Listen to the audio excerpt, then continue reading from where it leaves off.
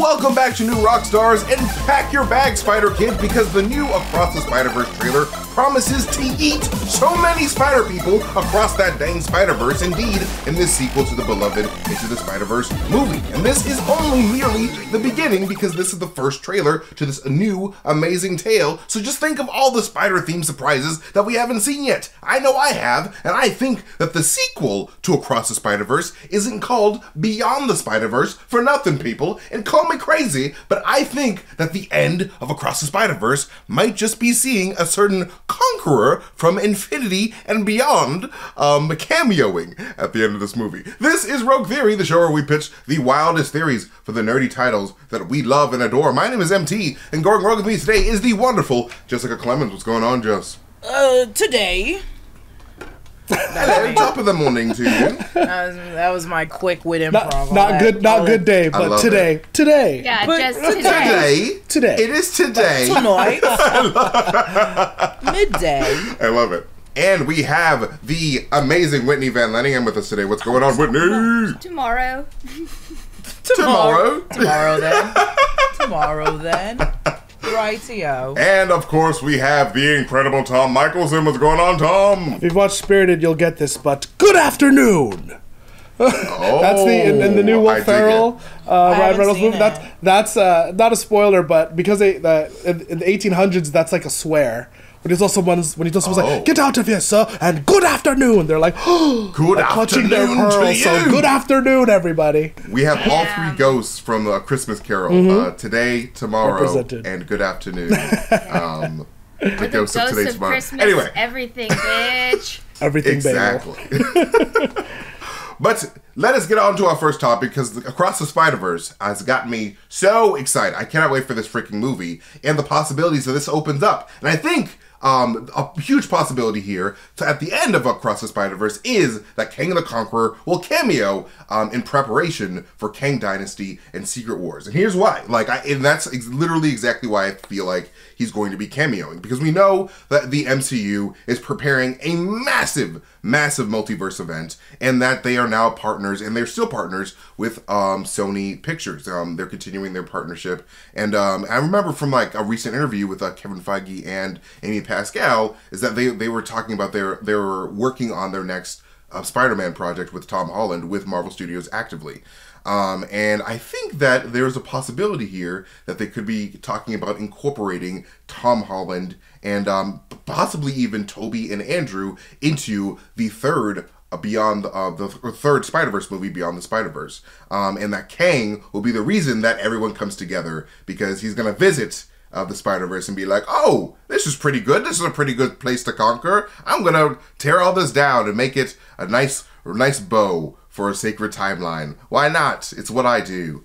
But anyway, what do you guys think of this idea of Kang cameoing in Across the Spider-Verse and continuing the partnership that Sony and Marvel have made with each other? Cartoon Kang! Cartoon Kang, let's go! And it's true. And we know that Marvel Studios is going into animation now with What If, and now with X-Men 97. So, I feel like it's possible. Jonathan Majors needs more roles. We need to put him in more things. So let's get him animated. Where he's already in that new fighter pilot movie. He's in Creed. Animate those abs for me, Daddy. Mm-hmm. No, I want him to have more roles as in bread, so that he has less abs, so I feel less intimidating. He needs a role for each ab, so 30. We should pugify him, and then he'll just be a little guy. Yeah, a little. Pug Kang. Pug Kang. Huggable Kang. We need Huggable Kang as a variant. Friend-shaped Kang. You know, it's funny, MT, in the beginning when you said, to Infinity and Beyond, it's like, does he think Buzz Lightyear is going to be coming into Spider-Verse? I was like, MT doesn't miss, but holy shit, that would be crazy. If the Chris Evans, that's how Chris Evans comes back to the MCU as a Buzz Lightyear voice or something like that. I was gonna say Tim Allen's gonna come back and be God. the Spider-Verse is too woke. Bring back the old times of comedy. He comes back as the Red Skull. Yeah, holding a Hydra weapon. He's like, ha ha ha ha ha ha, with his Hydra gun. He just starts blasting. Yeah, like, Red Skull Buzz Lightyear is f***ing hilarious. Yeah, exactly. But wait a minute, isn't Red Skull Buzz Lightyear just Zurg? At the end of the day. This is true. That's true. You would come back as Zurg. Confirmed. I would love that. I love this idea though. I actually really like this idea because it makes a lot of sense, like what you said in terms of like synergy, and if Marvel can only do, the MCU can only do things with Sony's permission, and vice versa with Spider-Man. MCU can only do things with Spider-Man with Sony's permission on screen, and the same goes the other way if Sony wants to do stuff that doesn't include Spider-Man.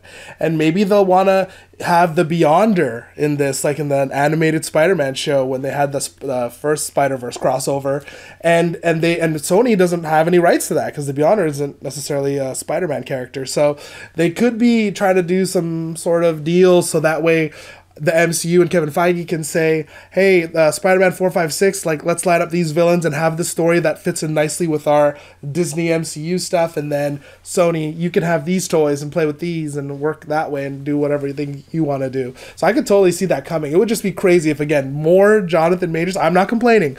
I'm just like, this guy needs a day off. He is in all the things. Seriously. Man. Like, imagine seeing like a Jonathan Majors Spider-Man variant where he's just like, yeah, I got the Spider sauce in me too. I'm gonna wreck shit up. Okay, but like he's already so hot that like when he went through the transformation of becoming Spider-Man and getting even hotter, it would just explode the multiverse. You want to talk about a multiverse of madness? Let's see Kang get hotter. Let's try. Seriously, he would probably absorb all the protein from the great web of life and destiny. He would just like absorb all of it. Oh yeah. The web of life and destiny would become like the abs of life and destiny. Yeah, he's Morlun, like in the Spider-Verse. Yeah, that he feeds off other spider people, and that's what gives his body strength, and that's why he's so ripped. This all makes sense. Gutters of life and destiny. That's hilarious. The cum gutters of life and destiny. But I don't know. What do you think about this idea, Jess? Do I think it's likely to happen? No. But do I like the idea of Kang showing up? I would love that to be the merge. They choose the Into the Spider-Verse to be the merge. But it's really weird because Into the Spider-Verse has over 1,000 people working on it. And I think they're more gunning for an Academy Award than they are for the synergy between Sony and the Marvel Cinematic Universe. Right. But would I love the merge to start with Kang? Absolutely. I think... I'm still on the fence about like who's stronger, Kang or Thanos. And so I'm like, you need to give more to Kang for him to feel like the bigger than Thanos thing, and that would make him bigger in my opinion. I just think, and also I kind of think I would rather see the High Evolutionary than I would see Kang in Across the Spider-Verse. Bro, that would be I like that idea of the High Evolutionary being involved in a Spider-Man movie. Because, like, Spider-Man is like a sort of like a next step in evolution. He's like a strong person, and he seems to be a multiversal constant throughout the Spider-Verse. So, like, I'm sure the High Evolutionary, they're like, let me get some of that spider sauce in me. Half of the... Let me get... No, thank you. Who am I, Mary Jane? Spider-Man? Yeah, what am I? What am I, Mary Jane? Who am I, Gwen Stacy? No, but I also think, like, half of those Spider-Men in that universe are, like, not actually born like, some are born Spider-Man, some are made by spiders, yes, but some also just bought the equipment. Some of them have altered themselves, so I think the High Evolutionary being that, some like, are super werewolf geneticist, werewolf Spider-Man. Some are werewolf, yeah. Oh, True. High Evolutionary would look at that werewolf and be like, I can make you better. I can make you stronger. I can make you walk on 2 legs instead of all 4 sprinting. The monkey Spider-Man, he's like, I can make you less monkey, more human. The monkey's like, what? Do you want to do a Planet of the Apes? Come with me. No thanks. That movie scares the shit out of me. I'm more picturing like a George of the Jungle scenario. I'm imagining a Curious George scenario, so that's interesting. Curious George of the Jungle, baby. That's the crossover we need a Curious George of the Jungle crossover starring Brendan Fraser and the man with the yellow hat. Yo, my I was gonna say the man in the yellow hat no. is the real villain, not Kang. It's the man in the yellow hat at the end of eternity. He and Waldo have just been teaming up for years to destroy the multiverse. Yeah. It was such a stretch. How did this land? Damn, she called that Right. shit. She called that. Yeah, I'll be the first one to yell. I was like, oh shit. Yeah. I mean, like, the ancient one was basically the man with the yellow hat because she wore yellow. She did. And, like, she was... And she had that. I mean, Well, no, I she was a don't know. hood. I was gonna say, did she have a hat? But it was a hood. She wore all the time. Yeah, the man with the yellow hat is more of a vibe, less of a gender role situation. True. It fits. Is there more characters that Kang... Are there any storylines from comics where Kang and Spider-Man were very important? Because that's also where I'm like, you could just throw Kang in there, but if there's like an origin to like... Because like the High Evolutionary worked with Jessica Drew's dad. So it's like... Oh, the High Evolutionary is really connected to Jessica Drew. That's why one of my only problems with this idea, Empty, is because like I think if it was Kang, it would take the wind out of the sails of what could make Spider-Verse unique, right? Like if we have a chance to see new stuff and experience a new universe of infinite possibilities, and if it ends up being Kang, which we're already kind of getting in Ant-Man, and we're gonna get it again in Loki season 2, and we're gonna get it again in in Avengers Dynasty, whatever. I almost feel like, oh, well, we could have done something else, but we're doing the same thing again. I guess that would be my only, one of my only things where I'm just like, well, I mean, I could see it, but I kind of hope it's not, because, yeah, it would be cool if it was something different. And even High Evolutionary would be, at least we're only getting that one other time, you know what I mean, with the Guardians, but like, no, I totally get that for sure. And like, I definitely do like the uniqueness of the Spider-Verse movies. And like, I mean, if they decided to like keep those 100% separate, I would love that as well. However, would you guys love the possibility of seeing Miles Morales from the Into the Spider-Verse movies in Secret Wars and being an integral part of that narrative? That would be cool. Like, that'd be really fun to see, like, him and, like, Gwen Stacy be part of that Kang Dynasty and Secret Wars narrative. Oh, man. You just gave me an idea, MT. What if they bring the animated Miles into that Secret Wars movie, and then he comes out the portal and they've cast an actual person, and now it's the Spider-Verse Miles, not just any Miles Morales. It's the Spider-Verse one that's now in the MCU and now live action. Oh man, that would be dope. The reason I like this theory is because of what happened in Multiverse of Madness, where we saw America Chavez and Doctor Strange like getting sucked into all these different multiverses, and one of them was a cartoon world.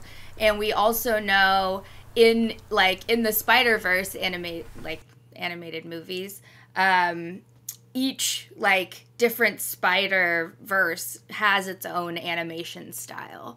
And we're getting to see that like with Miguel in Nueva York, and then we saw that with like Spider-Man Noir, and so I think that if we did see Kang, it could be him getting bounced around the multiverse like a pinball in the same way that Doctor Strange and America were, and he could just happen to end up in the Spider-Verse multiverse, and he would pop out of there being an animated character, and then that way Miles could, like Tom said, pop out and be a live action person via the same multiverse rules. So I think this works. No, that's I like that point for sure, because like we saw at the end of Into the Spider-Verse when Spider-Man 2099 went into the OG cartoon Spider-Man, he changed to that style. Changed. Yeah, exactly. So Kang could come and he could still be the Kang that is invading like the MCU multiverse.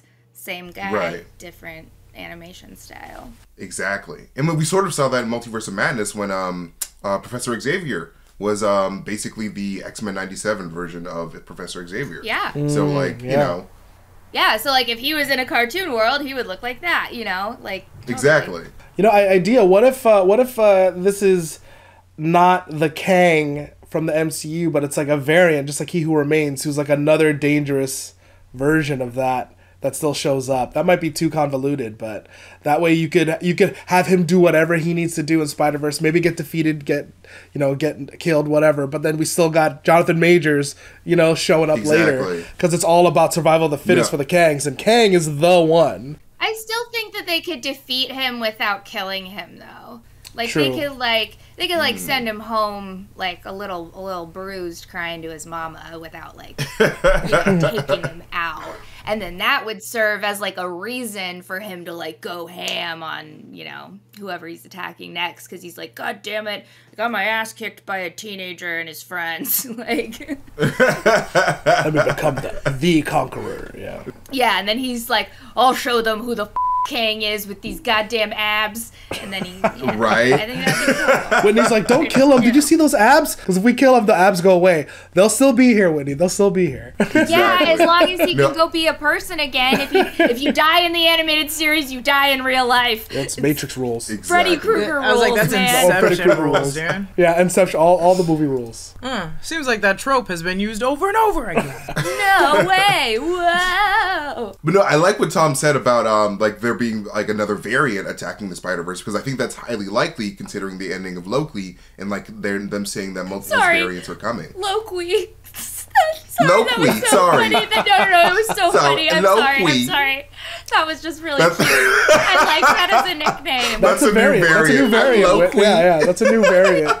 Loki does nails. Anyway, no, from what we've seen in the Loki finale, we know that there are multiple variants heading to Rex Shop in the multiverse. So, it would be dope to see, a Scarlet Centurion version be the Spider-Verse version that, it's just all right, I'm gonna go beat up the Spider-Man, because the Scarlet Centurion wears red like all the Spider-Man, so I think that'd be really fun to be I'm also gonna be beating up these red people. Anyway, but no, let's vote on this theory about Kang the Conqueror potentially cameoing in the Spider-Verse franchise. So you guys think it's gonna be Rogus, Bogus, or Ogus? Let's start with Jessica. Hit me. I know what's coming. It's coming. Just hit me with it. I'm thinking, good news. I'm thinking about it. Bad news. Okay. It's between an Ogus or a Bogus for me. Yes. Damn, that's No, hit me with that Bogus. I can take it. I'm the idea of it is very roguish to me. It's very rogue theory. We need to remember rogue theory is supposed to be the most backwards, crazy theories. And I think this is a very crazy freaking theory. Is it sound? No. Do I trust it? No. Hey, I'll just give it a Bogus. I will take the Bogus. Big time Bogus for MT. One Bogus. What you think, Tom? I think that Jess took the words right out of my mouth. But wait, hold on. I haven't decided yet if it's Bogus. but real talk. I love this idea. I'd never thought of that, and I love the synergy behind it. But I was thinking more on the business end of it, whereas I don't know if Kevin Feige is gonna give their next biggest toy, Kang, to Sony to use in this movie that would really. Synergy is the most businessy word in the world, True, Tom. but it's two There's different. synergy. What else is what's more business than synergy? Tell me. Synergy. Yeah, but I don't think. But Kevin doesn't have full control over what Sony does. So by giving them any keys or toys, if Lord and Miller, the guys who made this amazing Spider-Verse movie, if they leave and Avi Arad got the keys again or whatever, you know what I mean? Now we're back to a not good situation with what Spider-Man got, and we'll have a Spider-Man 3 all over again.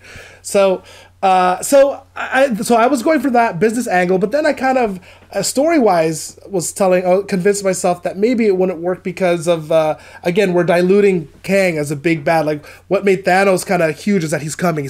Oh my God, and then somehow they stuck the landing when they're like, oh shit, Thanos is the real deal. He's here. But if we keep having Kang, he's already popped up in Loki, and he's gonna pop up in Ant-Man. If he's popping up again in this, by the time we see him in, by the time we see him in Avengers, if he's not as cool as any of these other versions, he's gonna be a weak villain. And so, from a story point, that's where I mid conversation with you guys, I was like, oh, you know what, maybe that might work, but that might not work. But again, this is rogue theory, so we want to go ham, we want to go rogue.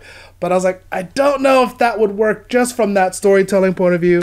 So I'm gonna go Ogus though, because I love the idea and I really like it. And this is rogue theory, we're supposed to go rogue, but I don't think it'll pop up and work because of those reasons. So there.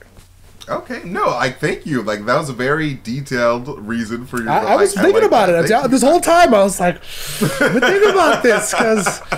I was listening to you, MT doesn't miss, and I missed many times. I actually haven't even hit once, but... I was like, let me think about this. So, anyway, in the theaters, when Kang shows up, I'm going to be like, MT was right! So I'll be the first one to retweet, rehive, whatever. That you'll be screaming, like, silently. Yeah. MT was right! If you guys see me in the theater, don't sit in front of me, because it'll just be kernels just flying up the screen, being like, MT was right! Whitney was right! It's the man in the yellow hat! Oh my god! Yeah, exactly. I'll just be yelling all those things. What'd you think, Whitney?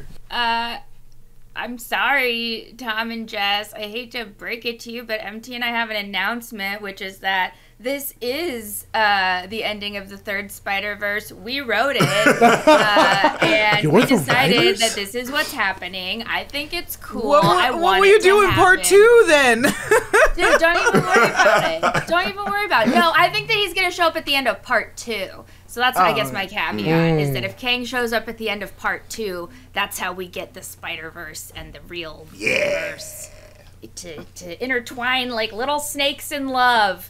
That's what I want. Just like slapping snakes. So is that a Rogus? Yeah, it's a Rogus. Yes. We just wrote the greatest ending to Beyond the Spider-Verse in history. Suck it, Lord and Miller. Really did. Just kidding. Lord and Miller, you're great. You're great. I'm totally joking. We love you guys so much. You guys are geniuses. But I like having one of each. I feel like I collected all the Infinity Stones. Oh, Dude, you did. That's right. You collected all the Rogus stones. In that case, you're welcome. But you are welcome. I'll give you an additional bogus. How about that? Extra bogus, more power. But no, thank you guys for listening to my theory. But up next, Jess has a really amazing theory about a pregnant Jessica Drew that's very spicy and controversial. But first, the holidays are just around the corner, and a great place to find something special for the nerd in your life is at newrockstarsmerch.com. There are tons of awesome new Rockstars merch to check out, and if you're worried about knowing someone's sizes, there are size agnostic merch options for you to choose from, including hats, mugs, stickers, and enamel pins. So support the channel and check out all the awesome merch options over at newrockstarsmerch.com. And we want to thank the folks at Smile Brilliant for sponsoring this podcast. And if you've ever considered whitening your teeth, you might be confused by all the variations of teeth whitening on the market. Thankfully, Smile Brilliant is here to explain the science behind teeth whitening to make you feel comfortable about choosing the correct method. Stop the expensive guess and test method when it comes to teeth whitening and oral care. Many of the at-home products on the market don't even work as intended. LED lights are a novelty item, strips neglect the gum lines, crevices, and molars, often making remaining stains that will be more prominent. Plus, strips use hydrogen peroxide, which always results in greater tooth sensitivity in comparison to carbamide peroxide. Charcoal is abrasive and wears down the enamel, and whitening toothpaste only works on surface stains, and like charcoal is abrasive. So, what works? The number one product recommended by dentists is the custom-fitted tray, historically dispensed only by dentists at a price of $300 to $1,000. That changed more than 10 years ago when Smile Brilliant came up with the innovative Lab Direct process. Head on over to smilebrilliant.com and get custom-fitted teeth whitening trays or night guards if you grind your teeth. They also have a whole suite of professional oral care products, such as an electric toothbrush, water flosser, and dental probiotics, and much more. And right now they're having a holiday sale with discounts up to 50% off the normal price, so freshen your breath and look with code ROGUE5 and save an additional 5% on their holiday sale. That's ROGUE5 at smilebrilliant.com. And we also want to thank Blue Chew for sponsoring this episode. The holidays may be all about red and green, but this year, why not add a little blue? And I don't mean sad blue, I mean Blue Chew. Blue Chew is a unique online service that delivers the same active ingredient as Viagra and Cialis, but in chewable tablets and at a fraction of the cost. You can take them anytime, day or night, so you can plan ahead or be ready whenever an opportunity, wink wink, strikes. The process is simple. Sign up at bluechew.com and consult with one of their licensed medical providers. These are not unlicensed people, they are licensed. And once you are approved, you'll receive your prescription within days. It's all done online, so no visits to the doctor's office, no awkward conversations about boners, and no waiting in line at the pharmacy. Blue Chew's tablets are made in the USA and prepared and shipped direct to your door in a discreet package. Sometimes it takes a little more than mistletoe to make the holidays more romantic, and Blue Chew is here to help. So if you can benefit from extra confidence when it's time to perform, chew it and do it. Have better sex with Blue Chew. And we've got a special deal for our listeners. Try Blue Chew for free when you use our promo code ROGUE at checkout. Just pay $5 shipping. That's BlueChew.com, promo code ROGUE, to receive your first month for free. Visit BlueChew.com for more details and important safety information. And we thank Blue Chew for sponsoring this podcast. All right, gang, it's time for Jessica, the amazing theorist, the roguest of us all, to give us our second topic for today. Jessica Clemons, take it away. Hip hip hooray. That was a cute poem. I liked it. Roguest of us all, roguest of the ball. Today. Exactly, the roguest of the ball. Today. Kind of roguest you can't buy at the mall. Ooh. Hey, we gotta release an album right now. I think we should. My theory, which I will shoot down first. I don't think. Come on.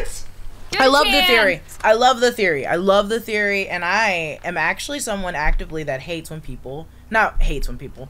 I don't ship people in movies all the time.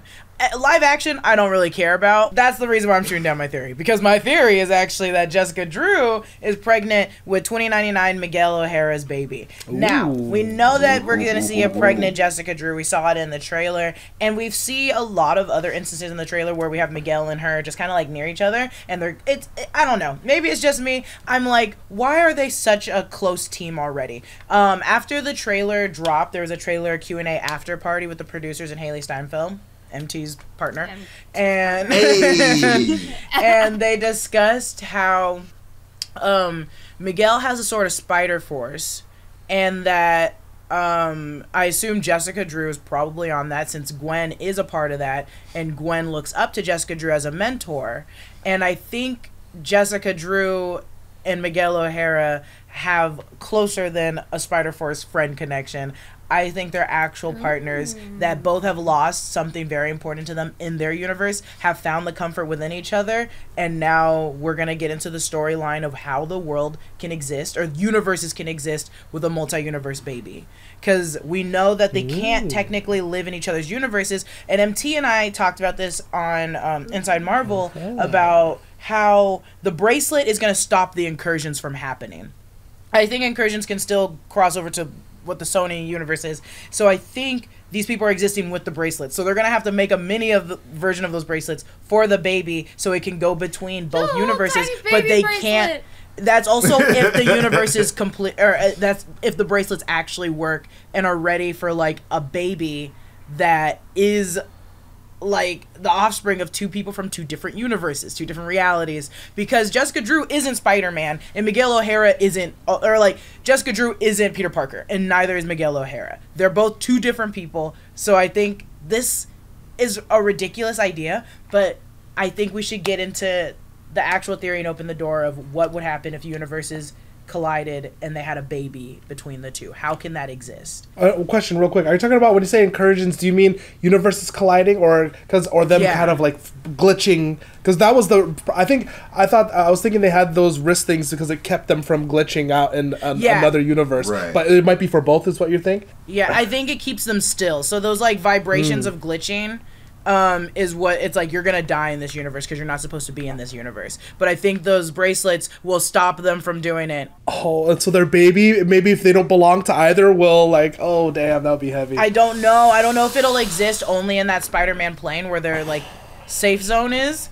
I genuinely I couldn't find any answers about a baby being born by two people from two different universes that are of the same character. Like, what animation style would it be? Yeah, like what animation style would it be? What animation style? Yeah. It just comes out as Doodle Bob from SpongeBob. It's like, and it's like, our baby, we should have not had a baby. I'm like, damn. What if he does come out as just like a rough line drawing and he has to grow into his animation style as he gets older? Oh my god. He gets more and more cooked like a person. I would love that would be so amazing. much. Then I'd be in the theater and be like, Jess was right. There's a doodle baby on the screen. Oh my I don't. It's a doodle. They could easily just be friends, and I would support it if they are just friends. I just think that idea of having a baby is insane. They're just friends like BJ Novak and Mindy Kaling are just friends. You guys are hidden. Okay. I know you guys are sexually interested in each other. I know y'all like. That was the thing. Was like I was like. Okay, so the Spider-Verse team that we know of so far is Spider-Gwen, Hobby Hobart, Daniel Kaluuya's character, and which they're a match made in heaven. They're two rockers. They're two freaking like one plays a drum, one plays the guitars. They're punk from the '60s. It's just Avril Lavigne and Gerard Way coming together. There you go. Do I want those two together? Absolutely not. But absolutely, I don't ship that either. I don't ship that anyway. I just needed a blonde girl and a punk guy. Now I see what you're doing. I got it now. Now I got it. And so like it already is like written. Like how, like if there's a romance story, it's like those two and those two, right? By the way, I also thought when you said Spider-Force for a second, I was thinking like the Force. So I was like, wait, they confirmed that Miguel O'Hara has a force, like a Spider-Force power? I was like, this movie's good. Like, oh, you mean like team? Oh, got it. They're a team. Okay. They're a team. Got it. Spider-Force, like A-Force. What if the multiverse baby needs to wear a bracelet, or else it just jacks all over the place because its powers are just like blah, and like so the baby can like portal hop and the baby can light on fire and shit. That would be so. It's a child of many multiverses. And their baby's name is Kang. Shit all the time. They said that's happening with Peter. That's how we get animated Kang. Boom. Their baby's name is Kang. Before I break your heart, they already said that storyline is happening to Peter B. Parker's baby Mayday. Because they already the baby has already appeared. So you're gonna have a Jack. It's just gonna be Mayday the baby. No, I like this idea of this being like a intermingled interdimensional baby, because like it could either go super wrong, as in like the baby doesn't belong anywhere, so like the baby needs the bracelet at all times, but it could also be like the baby is now immune to the effects of the Spider-Verse and can now travel without the bracelet and can just go anywhere. So like it would make this baby super special. That would I like your idea more, because now thinking about the bracelet, that seems like a horrible idea, because the baby could just blast itself like America Chavez into a different reality, into a different universe, and disappear forever. Their baby could be America Chavez. Either way, I think I like your idea more. I'm gonna take that one. No, like this idea of like there being a interdimensional baby from like both worlds, I think it'd be really fun, especially if we know like you guys read the Spider-Verse comics, right? Mm-hmm. Like the original series. Well, like there's that great loom guy, and like there's you see in the trailer there's like some guy like spinning a web in the great loom or whatever. I would love if like their baby became like a Spider-Verse staple, like basically it's just like, all right, I'm in charge of like the great web of life and destiny, because like I am an interdimensional being, so like now I'm just gonna ascend and like basically manage the Spider-Verse. That'd be really fun if they sort of did that. Yeah, I really like this. I really like this idea too, Jess. I think that it would give the movie a lot more personal stakes. You know, like if you're watching, it's just like, you know, let's say Spot comes out and we got to fight him and beat him up. I mean, you know, that's not as exciting as like a smaller, more intimate story where you care about what's going to happen. And them having a kid together would give them both reasons to want to, you know, fight for tomorrow, and maybe that and that would put them at odds with Miles if what he's doing is not getting on board to make this happen or make the world safe for this interdimensional, you know, baby that they're gonna have.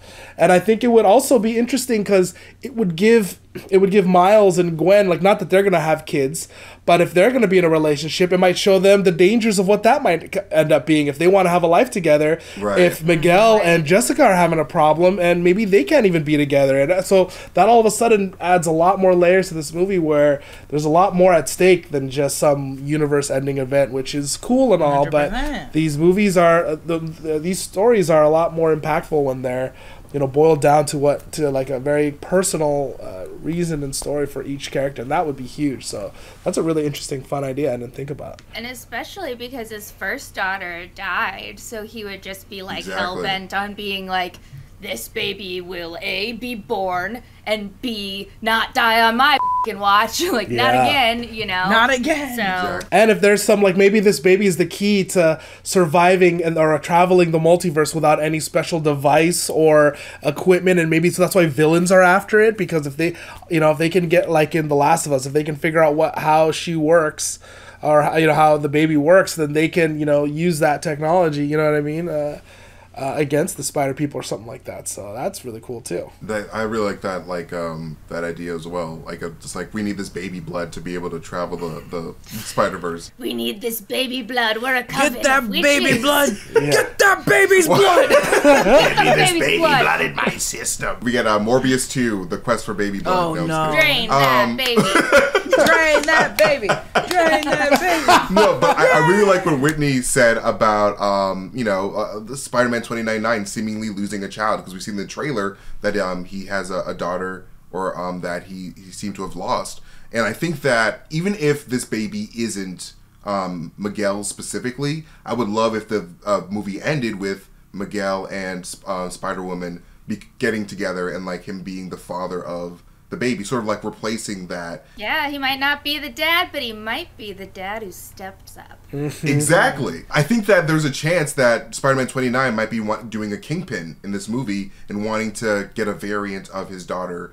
And like, you know, Miles and Gwen are like, you can't do that. We're supposed to be the good guys. And he's like, you're right. I'll just have Spider-Woman's be the dad who stepped up for Spider-Woman instead. And I think that Rio Morales potentially dying in this movie would give Miles the responsibility to be like, all right, I would like to save my mom and grab her from the universe, but I can't because we have to be responsible. And Spider-Man 29 is going to be like, that's right, I'll just have this stepdad baby instead. The end. The stepdad baby. I guess I'll just be a stepdad instead of a real dad. I like that idea, and I was thinking about that idea instead of her being pregnant with his baby. I was like, I was trying to stay away from her being like a single mom as much as I could. And I was like, what is another storyline that is really good? And I like the idea that like he lost his daughter and now he's like, you don't know what it's like to lose your baby yet. Like, it's not going to be worth it. And she's going to be like, I'm a grown woman. I can take care of my child. Like, this is not your child. I understand that and you feel affected. She's like, what do you mean yet? Yeah, also, yeah, what do you mean? Yeah, exactly. What do you mean yet? Red flag. Yeah. Red fucking flag right there. Are you going to kill my baby? Yeah, wait, rewind. What did you say? What the f*** did you say to me? But I think he's gonna, it's gonna be that thing of like, same with like Peter B. Parker. He saw, like he started living the actual trials of a dad when helping Miles and into the Spider-Verse. And so I'm like, oh, he's gonna see like how the importance of a baby through Jessica Drew's eyes, pregnant right now, and just constantly be like, you don't know, I lost my baby. Right. My life's really hard. And I'm not trying to laugh. I'm just saying, like, that's what he's going to yell. And she's going to be like, settle down. I don't know My how she's baby. like kicking so much ass. If I was pregnant, I would be horizontal 100% of the time. 100%. She's like riding motocycles, like kicking people in the she's on a face with fucking her motorcycle. tire. I'd be riding my couch cushion. I'd just be like, this is the life. Riding Dreamland, just Eating a bowl of cold spaghetti and a peanut butter sandwich. It sounds great. Sounds fucking great. No, just kidding. I don't want to. Same. I would not be doing anything if I was pregnant. That's what happens when I'm pregnant with a Chipotle burrito. I'm just horizontal for several hours. I was gonna say, in that case, I think I might be pregnant now because I have a hard time waking up every day. I don't like leaving bed. My body always hurts. So yeah. Oh man, the delivery is always the painful part. It is. Yeah. Anyway, let us vote on Jessica's theory on potentially seeing Miguel and Spider-Woman having a baby together. Do you think this theory is rogus, bogus, or ogus? Starting with Whitney. What do you think, Whitney? Oh man, okay. I'm gonna give it between a rogus and an ogus because ogus because sadly I don't know if it'll happen. I think this is the first time you've ever given anyone a half ogus rogus. No, I have. Ooh. Who'd you give another It's an half over-rogus. rogus? I don't know. Oh. I just know I have. I was like, You I've guys never can't given ask me to remember stuff. This is like, okay, so this episode's going to be coming out before this video, but we shot a video where it's all of the things we got wrong this year and some of the things we got right. And that's going to be a fun video for you guys to look forward to. But I could not fucking remember for the life of me anything that I'd gotten right because I just don't remember shit. Like, oh man. And then as soon as we finished filming it the next day, I was like going back through some old theories and I was like, oh wait, I did get some stuff right and I just didn't. Reshoot. I'm just high all the time. So we're just so smart that it's just like, I don't remember all the stuff I got right. It just gets so right. She just said she's so high often all I the can't time. keep track. Yeah. But okay, so like halfway between Rogus and Ogus. Oh yeah, okay, sorry. I think that because I don't know if they'll do it because I just feel I don't know. I don't know if it's a thing that they would do. That's why it's half Ogus because I just don't know. But Rogus because I'm sorry, MT, this is a way better fucking pitch than She-Hulk and Matt Murdock. That one was dumb. At least this one makes sense. It's true. It's true. For sure. I think that this would make a lot more sense than She-Hulk and Matt Murdock. I love you and I'm just joking. I miss you too. But what do you think, Tom? Well, since Whitney broke with me last time, I'm gonna break with her this time. I'm gonna give this a Rogus. 2 Rogus. No, that's not because of Whitney.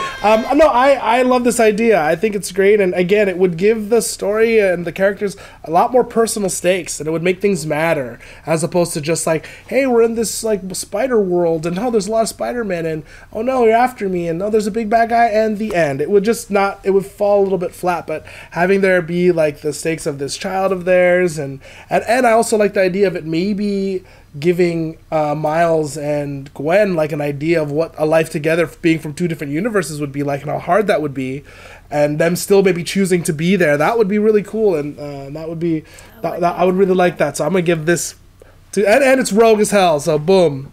Bro, multiversal blood baby is rogue as hell. That is. Yes, yeah. multiversal blood baby. That's what the third movie, Beyond the Spider-Verse, multiversal blood baby.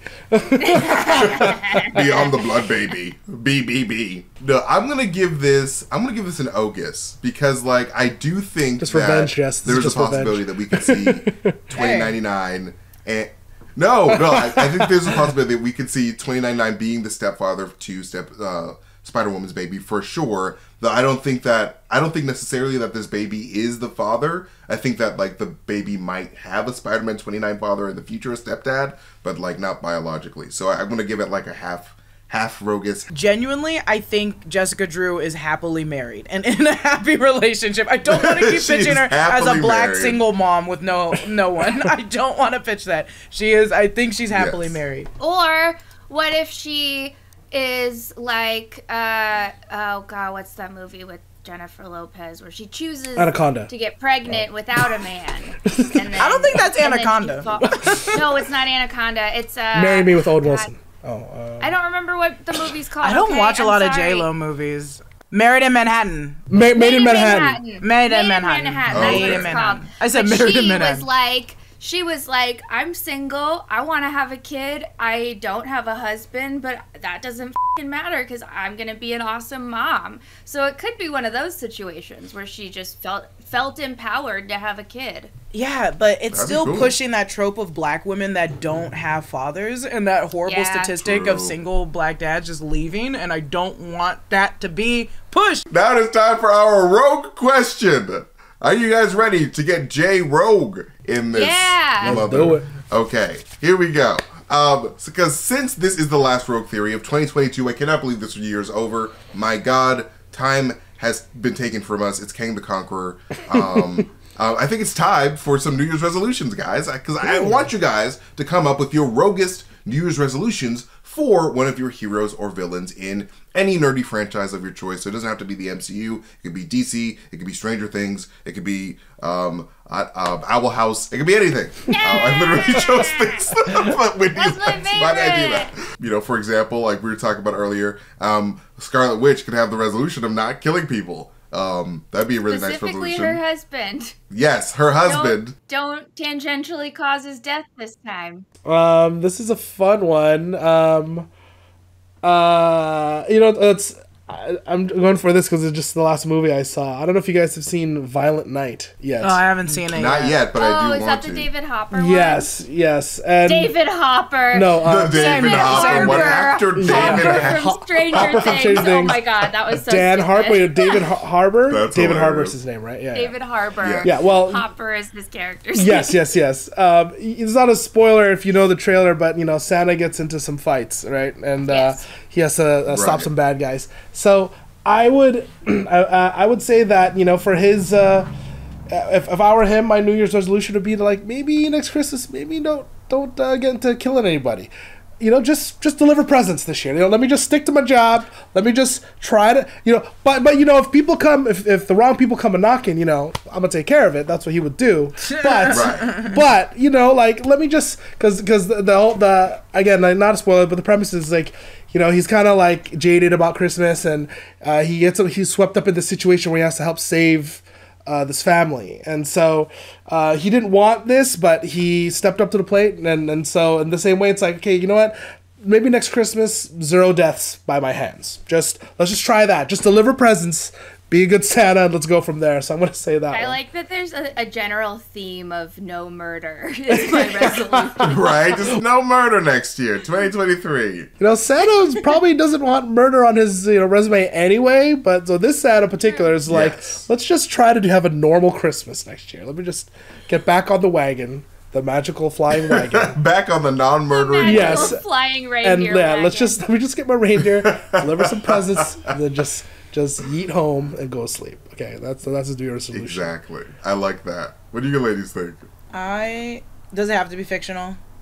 It could be anyone. Just as because My what I New Year's want to do. resolution is James Cameron, and try not to be a fucking asshole. I would have to agree. Spicy. That dude is kind of really, really. I mean, James Cameron is a really great director. You can't even front, but he's kind of. I don't know. His rhetoric about Avatar 2, I'm let's settle down. Let's wait until the movie comes in. Let's chill. Well, I just heard this thing today that if people's phones went off on his set, he would nail them to a wall or something. I just heard that today. And Wow. who's paying for it? Who's getting me a new one? He would nail the person I don't know. to the wall. Yeah, I or was- No, the cell phone, not the phone, person. no. Either way, how do you the drive person, a nail through it's a phone? I can't even reply to my text because my hand's nailed to He the. crucifies people. crucifies the key grip. He crucifies Yeah. If your phone That's goes off, so the key weird. grip's getting it again. The- Yeah. The insurance hear that. on James Cameron's sets are probably so high, not only because of all the stuff he does that is practical, it's just because he's gonna be destroying He's gonna the set. break some phones. He's gonna break some parts. phones. Give me that phone. Yeah. God. Tosses it. That's Jesus So the only thing hilarious. I'm wondering though is because maybe he's gotten better, and I'm not trying to defend him, but Kate Winslet has said she would never work with him again. But then I just heard she's in the new one. She's in the new Avatar, isn't she? Maybe it's official think so. starting after she wrapped shooting. She was I'm never working with him again. Yeah, I thought Why it was did I after do that? Titanic where she's never again. I thought, and then now if I'm wait, she's in this? Does that mean that they've made I mean, up? not to I don't be know. a horrible don't person, know. not to be a horrible person. James Cameron's gonna make a lot of money from that movie, and Kate Winslet will also make a lot of money from that movie. This is true. This is It's true. true. It's know. a job. Yeah. Yeah, everyone they wipe their tears away with the cash. I think that Henry Cavill's New Year's resolution is going to be to grow back that sweet mustache now that he's a free agent and nobody's gonna take it away from him with CGI. Not know how. True. Not nobody not know how. I think that 2023. Let him grow his mustache. Let him back grow because, his stash back. He's been through a lot. You've He taken deserves it. enough from this man. Yeah. You have robbed enough let him of this keep that man's joy. mustache. Let him have a f***ing mustache. I love that. You know what? In the spirit of Henry Cavill, I'm gonna give this to Whitney because I think that he's gone through a lot. And I'm going to of give the my past win to 24 Henry hours. Yes. Cavill because Lord knows he needs one right now. I'm gonna give him a win. Yeah. Yeah, let's so give him a win. Henry Cavill wins this Rogue Theory, everybody. You're welcome, Henry. yes. You're welcome. So You're welcome, Hen. you're welcome, Henry. hope this We helps, expect yeah. you to be on the next episode. Yeah, exactly.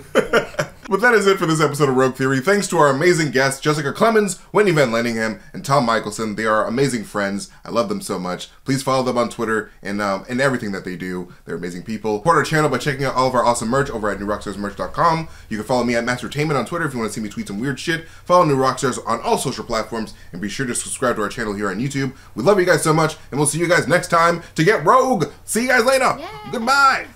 Bye. Bye. Bye.